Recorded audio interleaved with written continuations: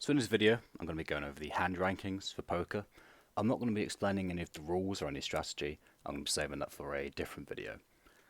But the first thing you need to understand is how your hand is put together.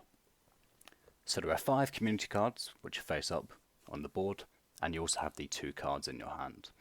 So your total hand is going to be made up of the best 5 out of those 7 cards. So the lowest type of hand you can have is high card.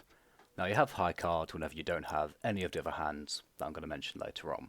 So no pairs, no straights, no flushes. So if 2 players have high card, it goes to whoever has the highest card. So here we have ace high, the highest card is an ace, and the guy on the top left has queen high, his highest card is a queen. So if 2 players have the same highest card, then you look at the second highest card, and then if that's still the same, the third highest card, and so on. So our second highest card is a king, and the guy at the top in the middle, his second highest card is a queen. So even though both our highest card is an ace, because our second highest card is higher, we would still win. So next up is a pair, where one of the cards in your hand matches one in the board, or both the cards in your hand are the same. So if we had 2 kings in our hand, we would have a pair of kings. So here we have a pair of aces, and as it's decided in a similar fashion to a high card, where if 2 people have a pair, the highest pair will win, we beat the guy on the top left who has a pair of 8s. Now again, similarly to high card, if 2 people have the same pair, so the guy at the top in the middle has a pair of aces as well, you then look at the kicker, which is the other card in the hand.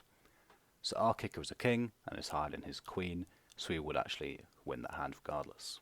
So this is the only potentially confusing part of this entire video, and that is the rare cases where your kicker doesn't come into play. So as I said at the start, your hand is made up of the best 5 cards out of the 7. So this example here, our best 5 is the 2 sevens, the ace, the king and the queen. The 6 and the 2, the 6 in the hand and 2 on the board, don't come into play at all.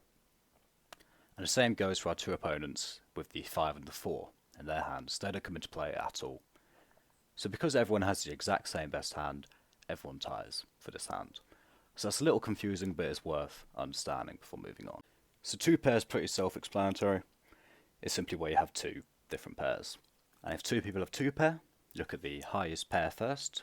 So in this example we have a pair of kings and a pair of sevens. So obviously we beat the guy who has a pair of 10s and a pair of sevens. And as for the guy who has a pair of kings and a pair of 5s, because our second pair, the 7s, is higher than his second pair, which is the 5s, we also beat him. 3 of a kind is once again very self-explanatory. It's 3 of the same type of card. If 2 people have 3 of a kind, then obviously the person with the higher 3 of a kind will win.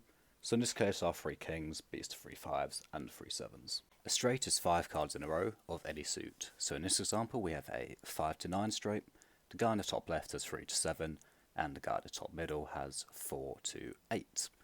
Now interestingly for a straight, because you use all 5 cards, there are no kickers involved, and so it is very possible to tie on this hand. So in a straight, an ace can be a 1 or it can be above a king. So here we have the 10 to ace straight, and here we have the ace to 5 straight. However, it can't be a 1 and above a king simultaneously.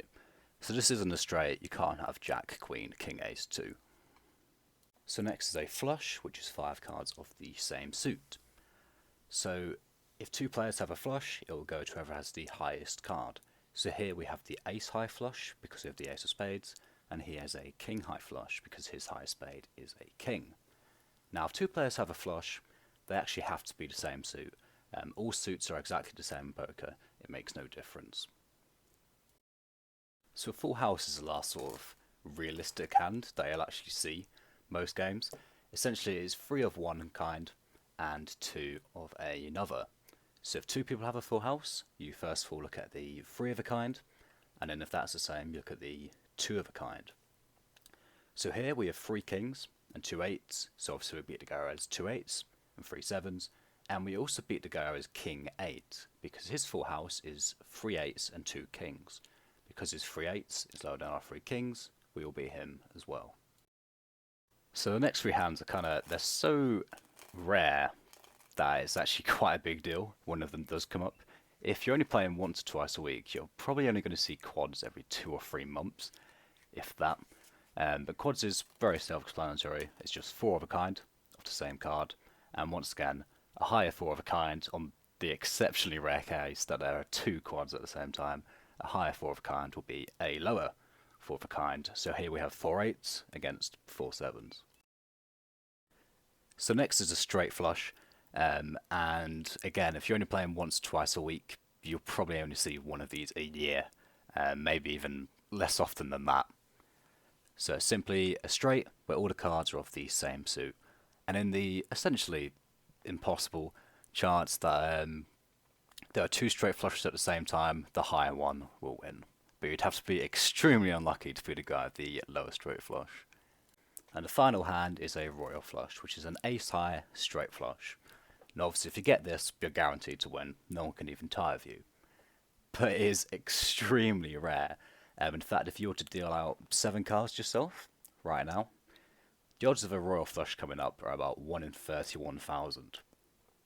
So if you're only playing live once or twice a week, it's going to take you a while to have 31,000 hands dealt, let alone actually reach the river, and therefore have a chance of hitting this. So exceptionally unlikely, it'll probably take you a few years before you see one of these. So that is all the possible hands you can get in poker, and with that, that is the end of our video. Now of course I didn't explain any of the rules in this video, so I'm planning on making a separate one for that.